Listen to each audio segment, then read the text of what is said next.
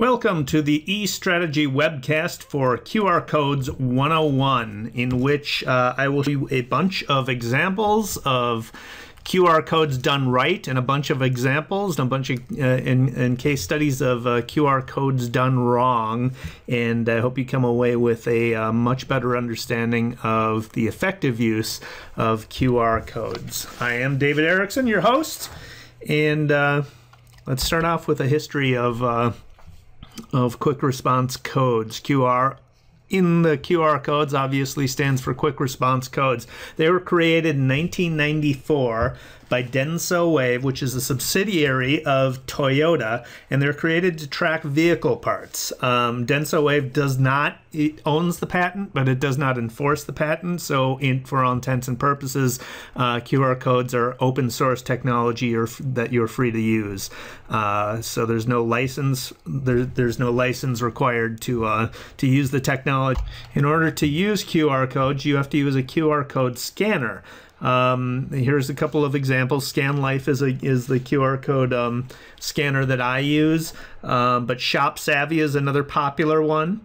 And the bottom icon is for Google Goggles, which has started out as a QR code scanner, but has since transitioned into a part of Google now, and it's meant primarily to read images. So you scan images, and Google lets you know what it knows about that image. It's really sort of Google's attempt to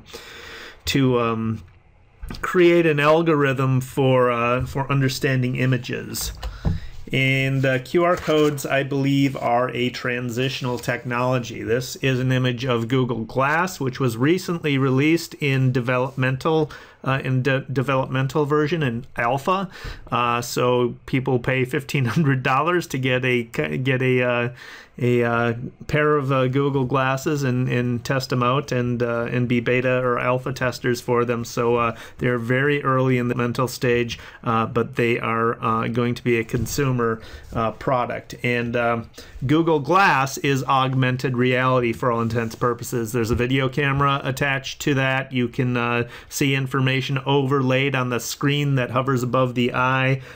So what this really is you look at all the different trends that are converging with ubiquitous mobile broadband. You've got GPS signals. The Google Glass is attached to your phone, tethered to your phone, so you get internet access through your phone and GPS signal through your phone.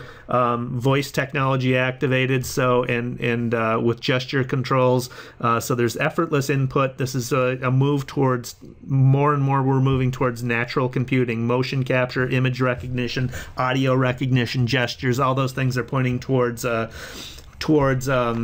effortless input into your computer, and that's not exactly what QR codes are. QR codes require you think about how people use QR codes, and you have to, one, recognize the QR code out in the wild on a product or a business card or what have you, understand that it's a QR code, think to scan it, and then take your phone out of wherever you're holding your phone, launch your QR code scanning app, and hold the phone up to the QR code and wait for it to recognize it. And that's a very cumbersome process when you think about this move towards effortless computing and effortless input. And so therefore, again, I think these are transitional technology, but there's a lot of people that are still using it, and the transition is going to take time. So QR codes are still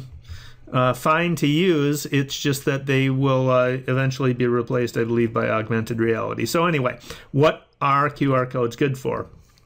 When somebody scans a QR code, you can send them to a web page. You can deliver contact information to them. You can have them trigger a phone call. So place a phone call. You can have them trigger a text message, an email, a calendar event, Wi-Fi access. So they're good for a lot of different things. Who scans QR codes? So the demographics of QR code scanners have been changing over time. This from Q1 2013 from ScanLife. which I mentioned earlier is a maker of a scanning app, and they also publish a quarterly report on the behavior of their users. So I like their data because it's actual users. Their data demographics indicate that QR code scanners are 65% male, 6% are under 18. Years of age, 14% are 18 to 24, 23% are 25 to 34, 25% are 35 to 44, 18% are 45 to 54, and 14% are over 55 years of age. 57% of QR code scanners use an Android phone, 41% use an Apple iOS phone, and 2% are other. So it's millennials and Gen X that are primarily using QR codes, scanning QR codes. So where are people scanning QR codes? Well, they are scanning on products. 56% scan on a product, 46% in magazines, 45% on a coupon, 27% in a newspaper ad, 21% in a catalog, 17% on TV, 16% in an outdoor ad. The typical place that people scan QR codes is at home, in a controlled environment, and so the most effective way, it's less of a hassle when people have the leisure to sit around at home and scan QR codes. When you're out and about and there's other things going on, it's going to be more of a hassle, and people are going to be less likely to scan QR codes. So think about the context in which people are going to be scanning your QR code.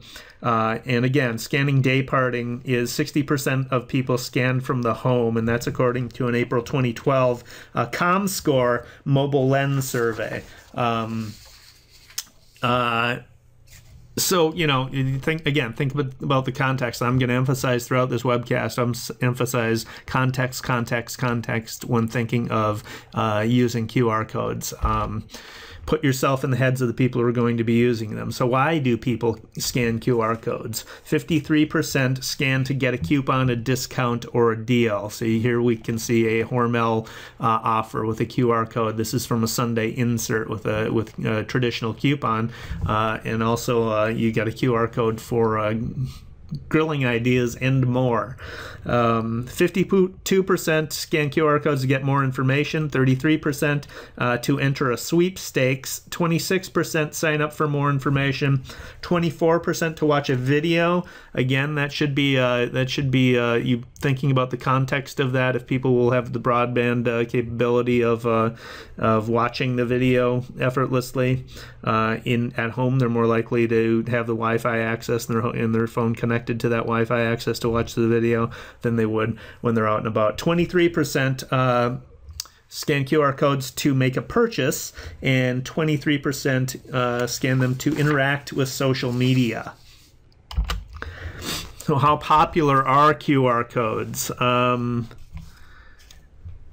QR code scans by quarter from 2009 to 2012. Scans have risen to more than 15 million a quarter in Q2 2012 from 0 in Q1 2009. That's according to ScanLife.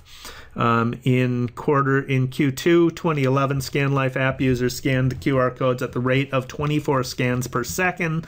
By Q2 2012, that rate had increased to 120 scans per minute. 2D barcodes now make up 76% of all codes scanned by ScanLife. So not just traditional barcodes, but QR codes as well. 72% of consumers say they have seen a QR code. 72% of consumers say they have seen a QR code, but nearly 30% do not know what it is. So the box, this funky box with a weirdly designed thing that designers hate because it's hard to deal with. This image people are recognizing, but a lot of people don't even know what it means. And so that's a problem, but some of the stats here indicate that the behavior of scanning familiar with people, so people are starting to are doing scanning more and more. Scanning by generation, under 18 in 2012, 8% scanned of people who are under 18 years old. By 2013, the following year, this year, only 6% were scanning. 18 to 24-year-olds in 2012, 16% were scanning. That's down to 14% in 2013. 25 to 34-year-olds, 35% scanned QR codes in 2012, down 10% to 25% in 2013 in this year. 35 to 44-year-olds, 20% were scanning in 2012. By this year, 25%. That's up 5% of 35 to 44-year-olds. 45 to 54-year-olds, 12% scanned in 2012, 18% scanned in 2013. 55 years and older, 9% scanned in 2012, and 14% scanned in 2013. So it appears that millennials are falling off as far as scanning is concerned, while Gen Xers and baby boomers and even the silent generation are increasing their use of QR codes. And this may just be an effect of older people tending to lag behind adoption. But also the number of declining millennials seem to think that it might be something that they've been trying out and maybe are disaffected with it. 57% of people who scanned a QR code did nothing with the information they obtained from that QR code scan. Just 41% said that they found the information they received useful, and 42% had mixed feelings. So the behavior over time since QR codes have come to the popular imagination, scanning has increased, but recently millennials are scanning less, and older people are scanning more. The behavior of scanning, as I mentioned before, is there. People are scanning. It could, QR codes could gain even greater traction if we marketers don't screw it up. And we may have already screwed it up if these most recent numbers from millennials falling off are an indication. The great thing about QR codes is that anyone can create one, and the horrible thing about QR codes is that anyone can create one. Since they're so easy to create, people do them without thinking about how they should be employing them. And as a result, since so many people are using QR codes and so many people are using QR codes so poorly, the experience that that consumers are having with QR codes is often highly disappointing and a waste of time. And so if consumers are becoming acclimated to the idea that QR codes are not going to deliver them value, then it wouldn't be surprising that they would be falling off and not paying attention to them. So I think the data remains to be seen, but it's interesting that the millennials are falling off a little bit here. So so that may be the tip of the iceberg. But if you employ QR codes in a smart way, if you think about the context, if you know exactly what you want to do with them and execute well, they can be a very good tactic to use. So I'm going to show you some good examples of how to use QR codes. Tesco. Tesco is a Korean supermarket chain, and they had a problem. They wondered how they could become the #1 grocery chain without increasing the number of stores. So in Korea, there's a limited amount of real estate. There's a limited amount of land that that is available to retailers, and so if you can't create more locations, how do you increase your market share? they had the idea of creating virtual grocery stores in subways. And so this image is of one of their virtual grocery stores with a consumer scanning products using QR codes. And so how it works is they scan, they look at, browse the shelves of the virtual grocery store, scan the products they want, which are added to a shopping list. They buy it right there when they're done shopping the virtual grocery store, and the groceries are delivered when they get home. So they take their subway ride, and by the time they get home, the groceries are there waiting for them. So it's very smart way and a very thoughtful way of using QR codes to solve a business problem. Famous Dave's. This is one of my favorite restaurants. Famous Dave's used a QR code on a flyer that was included in a takeout meal. So they were sticking these flyers in their takeout meals. When you scanned the QR code on the flyer, it brought you to this form for entering a sweepstakes for a vacation in Hawaii. And who doesn't want a vacation in Hawaii? So scan the QR code. I go to a mobile optimized form. See that form on the screen that offers real value, a vacation in Hawaii. So there's a great deal of incentive for me to complete the form, and the experience is easy to use. Because the form is mobile optimized, and it's easy for me to enter the information I need to enter to enter the sweepstakes. So this is an example from First Bank in Denver International Airport. These QR codes were on poster boards along the concourse, a series of display boards that allowed you to download free ebooks. Treasure Island from Robert Louis Stevenson, Moby Dick from Herman Melville, The Art of War from Sun Tzu. These are all public domain books, you'll notice. That didn't cost them anything, obtaining the content. They explained how to use the QR codes, and what is the one thing that a lot of people do when they're at the airport, and they go visit the bookstore, look for some reading to do while they're in flight. And so it's a common behavior, and First Bank's brand promise is, we're here to help you save. And they're doing just that. They're allowing you to download free books for your in-flight reading. And so they're delivering on their brand promise. They're saving you money because the books as is everything in airports is much more expensive than normal. And they're saving you money, and they're saving you time as well. So that's a great example and a smart example of using QR codes for extending your brand. This is a sign outside of American Burger Restaurant on Hennepin Avenue in downtown Minneapolis. And I was passing by this one day, and obviously I noticed QR codes quite a bit, being a marketer. So I thought I'd check it out.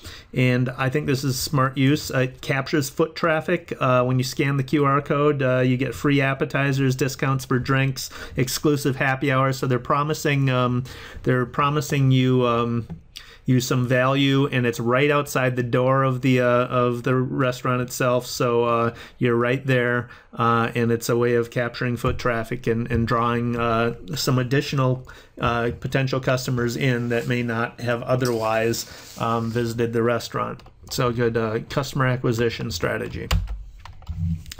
Glamour magazine, in their September 2011 issue, shown here, used proprietary snap tags, and you'll see down here in the bottom right-hand corner of the magazine is an indication of the snap tags they're using. They were designed to use with Facebook and Twitter, social media.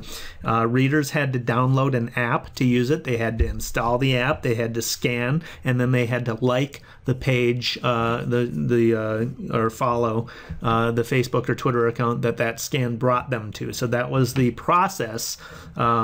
And as I said, sort of cumbersome, right? You need to scan, you need to download in this case, you actually had to download a special app to use this type of proprietary code. You had to download the SnapTag app, install it, scan, and then like or follow. So this generated 50,814 Facebook likes for advertisers. It was put on advertisers ads in the magazine, and the codes were activated by 100,000 readers. That's 4.2% of paid circulation. So a great deal of reach. A good example of how to use traditional media and extend traditional media with mobile technology and QR codes in particular. Best Buy displays QR codes on their product displays with the specs of their products in store. And so you can see here some smartphones, and each one has a QR code attached to its product spec and pricing information. These QR codes are as much for employees as they are for the customers themselves. So what it gives you is much more information about that particular product, and so sales associates don't have to run to a terminal to find out more about more information about a particular product. If a consumer is interested in them, they don't have to leave the consumer behind there or drag the consumer to the terminal to find out more information about that particular product. All they need to do is scan it, and they have the information at their fingertips. So it makes the employees much more productive, and also provides the information, obviously, for any consumer or customer who would want to scan it too.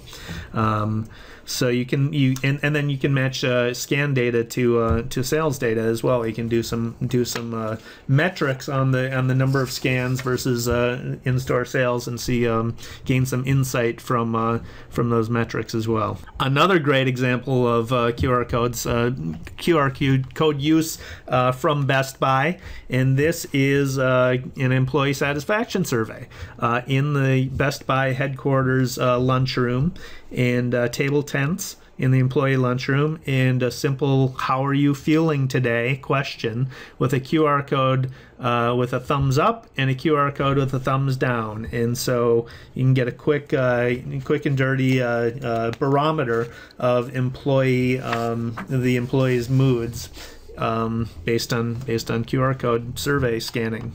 Pretty easy, simple idea, great execution, and the simpler you can make something, the better as far as QR codes are concerned.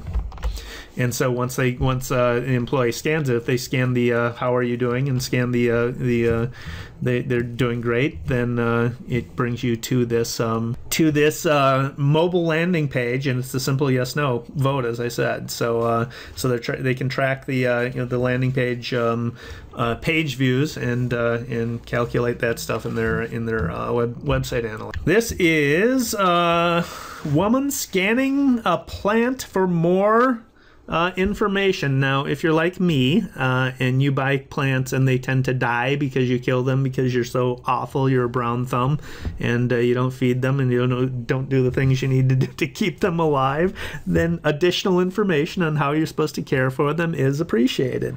So Home Depot and Lowe's are doing this, offering helpful information on how to best care for a given plant. And they put the QR code right on the plant, so when you take it home, you've got that to keep you from killing your plant. Or you can scan it while you're in store to see if it's a plant that you will likely kill because you it may be too complicated to take care of for you if you're like me. Starbucks uses print ads to make their loyal customers even more loyal. So this is "Pay faster than you can say tall non-fat vanilla latte."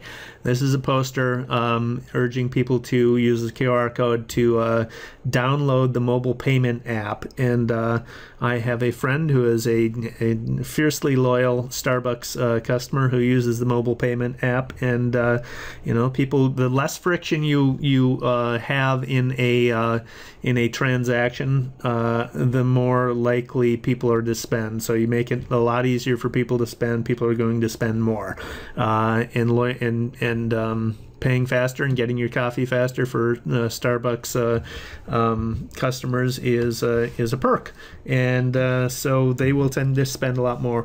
Great idea, and nice execution. Simple, fast, simple message, and simple instructions in how to do it. So this example I am actually ambivalent about. I like it, and I am not sure if I like it. So this is a banner ad for New Star in Marketing Vox's email newsletter, which I subscribe to. And so this is an email newsletter that I look at every day and scan the headlines. And you'll notice that there's a banner ad here with a QR code and offering a free white paper about mobile barcodes. So it's all about QR codes. It's coupled with content about QR codes, right? So it's in a newsletter that's devoted to mobile and QR codes. So you can scan it, but it's also a banner ad, so you can just click on it. So why would I scan a banner ad when I know that I can click on it? And that's just a lot faster to do that to get the white paper, right?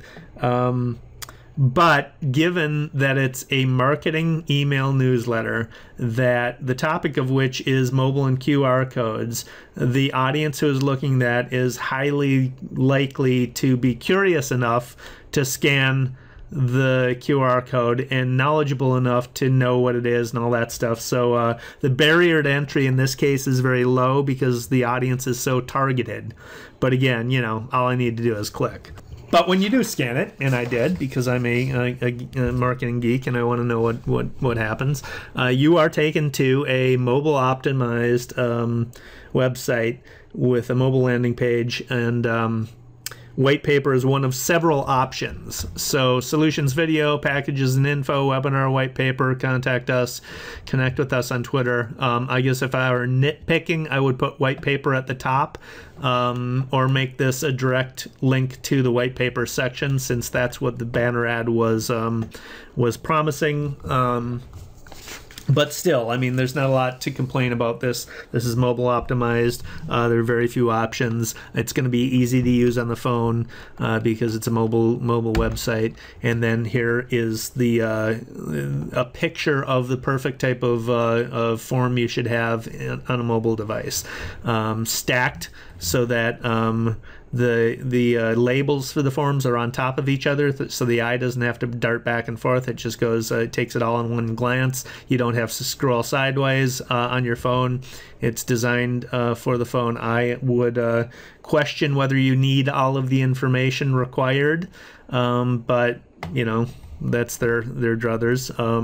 I would say that the less information you require, the more likely you're going to get leads, but they probably want to qualify their leads more heavily, so I guess that's a bit of nitpicking, but this is a really good example of the execution. Again, go back to the question of whether or not somebody wants to actually scan the app when you can click on a banner ad. So anyway, you decide. I sort of like this one. This is a fan-designed Breaking Bad poster, and so this is a lot of people, fans out there, are writing alternate scripts for television shows they love. They're making movie posters for television shows they love, and this is a case of the latter here. I like the design, and then I also noticed, because I like the design so much and I like Breaking Bad, the TV show, I noticed the QR code in the bottom as well.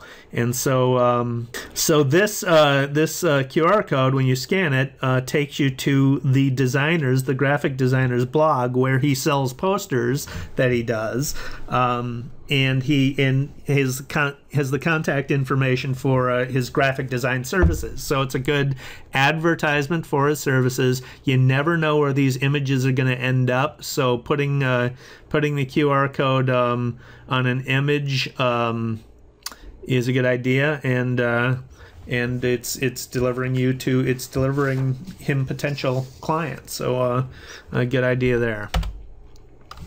This is a billboard on Lake Street in Uptown Minneapolis, and this is a campaign that was done by my friend Lisa Foote of Mixmobi, MIXMOBI.com, for Chino Latino's restaurant.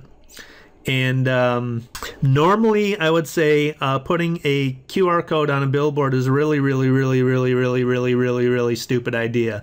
But Lisa is not stupid. This billboard is in a heavy foot traffic area in Uptown Minneapolis, and it's right across the street from the restaurant Chino Latino. So the idea, the purpose behind putting a QR code on a billboard across the street from Chino Latino's is to drive foot traffic into the restaurant.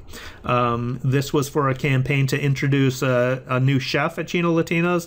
Said not only QR codes designed to draw you into the restaurant itself, but once you got into the restaurant, there were indoor signage and QR codes on drinks and everywhere, telling a story about the about introducing the new chef. So a very smartly designed QR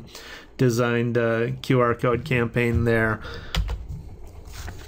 The Girl Scouts of Minnesota use QR codes on trading cards to reconnect with alumni. So when the Girl Scouts are out and about selling their cookies and going door to door, they carry these trading cards and hand them out to anyone who says they were a Girl Scout. So you can see this is the front of the QR code. It's a nostalgic image, right? And the back includes a link, the URL, to reconnect for alumni, right? But it also includes a QR code where you can scan it and go directly to that alumni page. It's smart of them to include both the URL and the QR code because in an older demographic, a lot of them may not recognize what the QR code is here, so they'll just go to the website. But the people who do scan it, you're going to sort of qualify them as more tech savvy former Girl Scouts. So there's some value to understanding that too. The National Museum of Scotland uses QR codes. They label their exhibit items with QR codes, and as you can see, this scan me to listen, deliver audio, basically audio tours for their exhibit items. It allows people to comment on those items. So this is actually, if you employed this in a way that sent people if you had individual web pages for individual items in a museum, with comment forms and stuff, you could set up this as a SEO strategy where you're driving people to those pages, encouraging them to comment on each of the museum items, and interact with social media on those pages, like those pages, and share those pages to Facebook, or retweet those pages. All that activity can contribute to your search engine visibility. So it could be a good, I don't know if they're using it this way, but it occurs to me it could be a good SEO strategy to get activity around your content. But even just the audio tour idea is very smart idea. All right, now the bad. This is what to avoid. Now you've seen this image at the front of the webcast, and I show it to you again because scans and curves do not mix. This is a QR code on a coffee sleeve from Dunn Brothers that I tried over and over and over and over and over and over and over and over again to try and scan, and it would not for the life of me, and I gave it my best college effort to scan. It would not scan. So fail. You gotta try out your QR codes in the real world. If you're gonna put it on a curved service, you gotta try it out and see what it's gonna be like when people are actually in the same way that people are actually gonna be using it. Now I had a good example from Famous Dave's, and unfortunately they gave me a poor example too. And so this is again a flyer that was included in a takeout order, and on the left side is the flyer, and you can see it. It asks you to sign up for their email marketing list, and it gives a QR code to scan there. When you scan the QR code, you're taken to this page on a site that is not mobile optimized. Now, I don't understand why they mobile optimize one form but not all of their forms. So as you can see, the labels for the text entry items are spaced so far apart that on a phone you need to scroll horizontally to figure out what you're trying to enter. These labels should be stacked on top of their respective text boxes on the form, so it's all one column and easy to scroll through on a mobile device. So that wasn't very well thought out, and I'm surprised because the earlier example was well thought out. All right, so here are some posters with QR codes along the concourse of the St. Paul Saints baseball stadium in St. Paul, Minnesota. They're in an area where there is heavy foot traffic, and if you want to scan them, you're going to have to get up as close as possible, and it's not really that possible, and there's a lot of people in the concourse to scan without it being obstructed by people walking by. So this is an example of people not thinking about how the QR codes would actually be scanned in the real world. You make it really difficult for people to get your information. So think through, what it actually will, the experience will be for people scanning your QR code. I like this idea a lot, and I imagine a lot of realtors are using this idea, putting a QR code in front of an apartment complex for vacancies. This is the Calhoun Beach Apartments in Minneapolis, and I like the idea, but when you scan that QR code, it takes you directly to the management company website, which people, prospective tenants don't care about the management company website. What they care about is the place that they might be living. So, as a prospective renter, tell me what I want to know. If you're putting a QR code in front of an actual apartment complex, tell me about the actual apartments inside. Give me a tour of the apartments inside. Give me some quotes from former tenants or tenants who enjoy living there. Tell me about what's in the area around the Calhoun Beach Apartments. Tell me all the things that I want to know as a renter to decide whether I want to live there or not. Don't send me to the management company website. Tell me, be persuasive, and then give me the contact information I need to contact somebody about renting. But yeah. So think about the psychology of the searchers and what they want. This is an example of a nonprofit fundraising for the Greater Twin Cities United Way. This is a flyer, a fundraising flyer.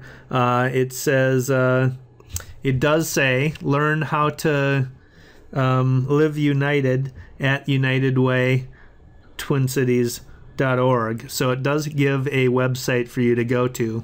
It includes a scan.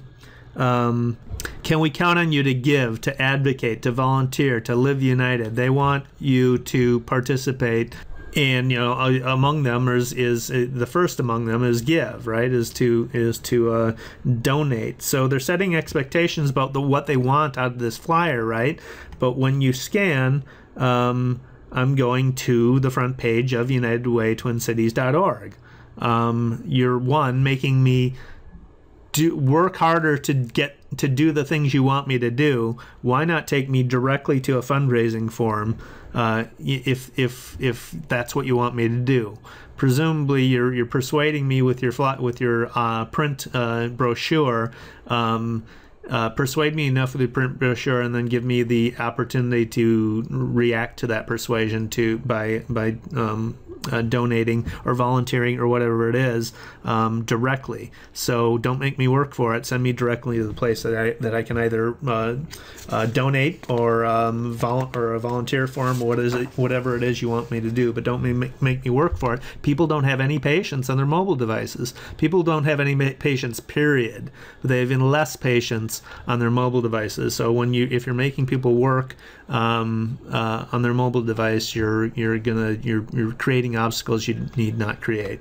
This is an example of a QR code for a mobile marketing presentation. And so what's wrong? What do you think is wrong with this picture? I'll give you a moment to think about it. Exactly. The light is too dim in the area where this presentation was given. As you can see from the photo, the light appears to be dim here. So that's hard. If in a poorly lit situation, it's hard to scan with a big audience, and the QR code is so small on this presentation that, you know, I tried to scan it. I tried to scan it from halfway down the aisle, and it wouldn't work at all because it was poorly lit and because the QR code was too small. If you're going to do something like this, think about the context in which you're giving it. Especially, I mean, the whole presentation was about mobile, and then he failed on the execution of his own mobile marketing initiative in this presentation. I would have made the QR code huge if I was going to do that, and provided an alternative, short, easy to use, easy to type in URL in case the QR code didn't work. And I'd probably set it up, I'd set expectations. So I provide you this QR code, but here's the URL if the lighting is too poor in this room. The ugly, so not just bad, but ugly. Seriously. They're cherries. Now, why would I scan a QR code on a bag of cherries? They're cherries. Cherries cost $3 to $5 a bag. When people have to go through the process of scanning a QR code, there's a calculation they make. You know, all I need to know about my cherries is that they taste good. I want my cherries to taste good. I don't think it's really needed. I don't think I need a QR code on my cherries, or any produce for that matter. I just need to know that it tastes good. When something is as relatively inexpensive as a bag of cherries, $3 to $5, I'm probably gonna think, why even bother? Because I don't need any more information about this. The more costly the product, the more likely I'm gonna do a scan to learn more, to make sure that I'm making the right decision, because I'm spending more money, right?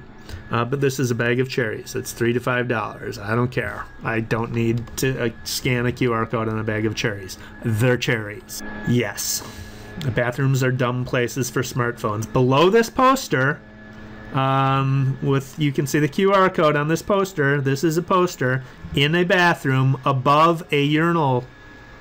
It's not just above a urinal. It's above a trough urinal, right? So it's not just individual urinals separated by a mini wall and stuff where you've got some privacy. This is a trough urinal where guys line up like pigs and do the business. So think about what you're doing before you implement your QR code campaign. If you're gonna putting a poster in above a urinal, a trough urinal with a QR code, what am I thinking? As a guy walking into that in a bar, probably had a few, do I want to look like a dork by pulling out my cell phone at a trough urinal and scanning a poster while I'm taking a piss? Probably not. Do I want to risk dropping my iPhone, my smartphone, my expensive piece of technology into a trough urinal? Probably not, especially if I don't trust myself, because I've had 3 or 4 drinks and I'm enjoying myself there. So that just there wasn't a lot of thought put into that. Little silly idea. All right, so here is an example of a QR code on a television screen. This is a QR code for a 30-second television ad. There's a lot wrong with this.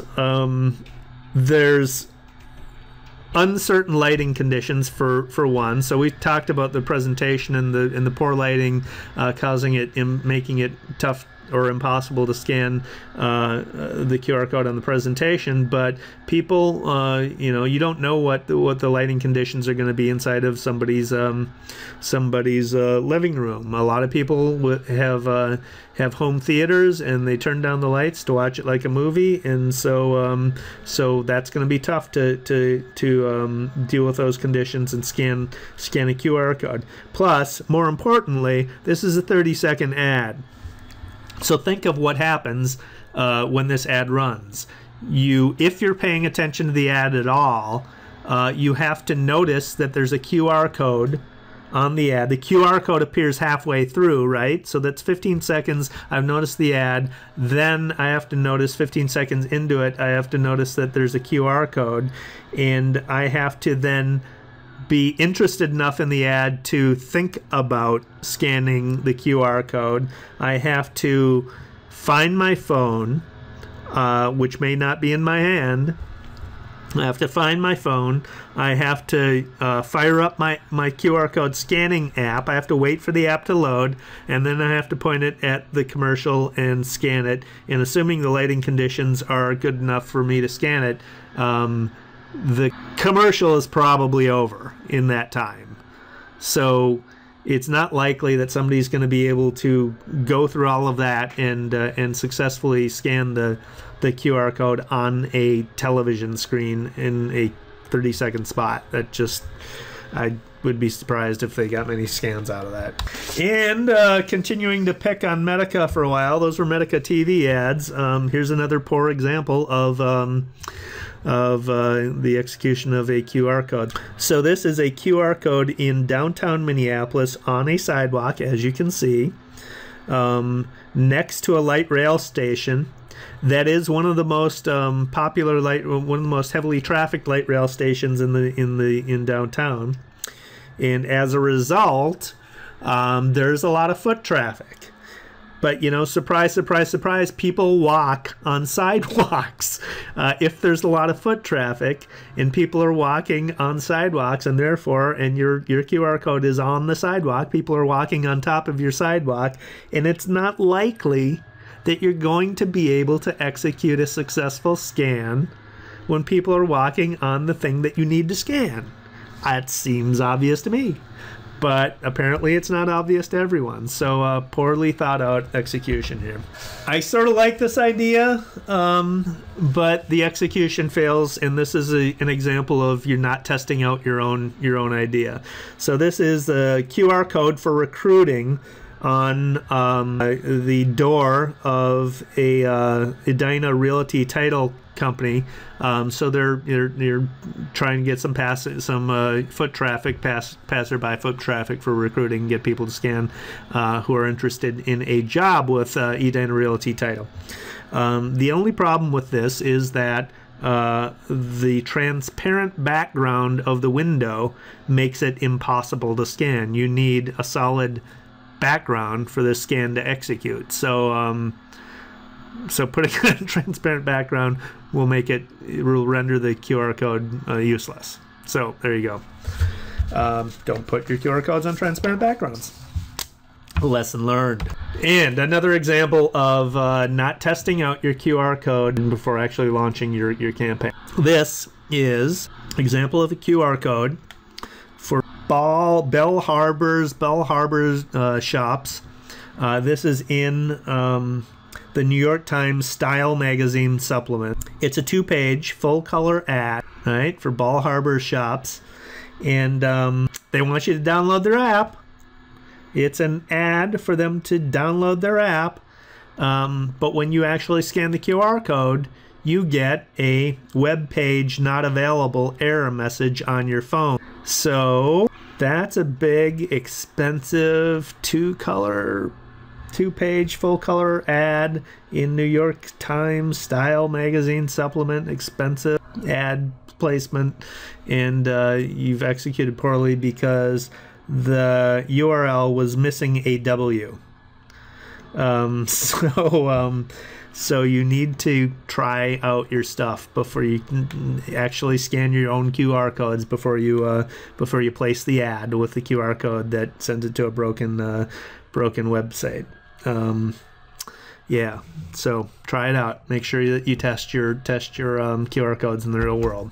This is on the back of a truck for GLS companies, and is this like an invitation to have car accidents? Trucks are moving objects, moving targets. People seeing the QR code are probably going to be in cars themselves, and so you're sort of inviting people to scan your QR code while they are in their car in a moving vehicle, and your truck is a moving vehicle, and it just feels like a recipe for disaster. It feels like you're inviting loss. Well, I got in the accident because GLS companies encouraged me to scan the QR code. Come on, really? I mean, you know, how much utility is that QR code providing? So we're done with the bad, we're done with the good, we're done with the ugly, and let me briefly touch on QR code generators and analytics. So bit.ly, bit.ly, is a URL shortener that also measures analytics. Now, the types of analytics you can get for QR codes are the number of scans, the number of users, what time and date the scan was executed, where, what geographic location, technology, the handset that was used, some demographics perhaps. The analytics vary by the type of by the service that you use, so you'll need to check into the service that you use to see if those demographics are important to you. But I would say you definitely should be tracking some very basic analytics, which is the number of scans, number of users, time, date, geography especially. I mean, that's the whole point, right?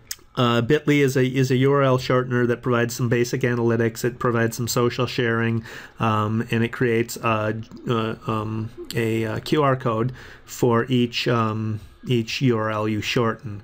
Google also has a URL shortener at goo.gl, and it provides some basic analytics and creates a QR code itself. Qreatebuzz, Qreate buzz.com, is a QR code management system. It has better analytics. You can redirect URLs on the fly. There's a bunch of other ones out there. So search for QR code generator, and you'll find plenty, and one that will probably suit your needs.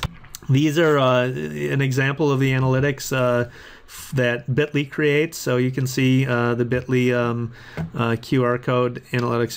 Here's a QR code it generated, and it will tell you how many clicks on that URL. This is actually data from a shortened URL that I use, but if you used it only for if you use that URL only for your QR codes, you get only QR code analytics for it. So the takeaways are, first and foremost, test. Make sure that you test your QR codes in the real world, and as you intend your consumers to be using the QR codes, so that you avoid any catastrophic errors, and you understand the context in which people are using the QR codes and whether they're going to actually be able to easily execute that scan. What do you want to accomplish? Think precisely about what you want to accomplish, and start from the end point, and then figure out how to execute your campaign. But start with what you want them to accomplish. Do you want people to fill out a form? Do you want people to visit a website? Decide what you want to accomplish, and be very intentional and very specific about how you execute that.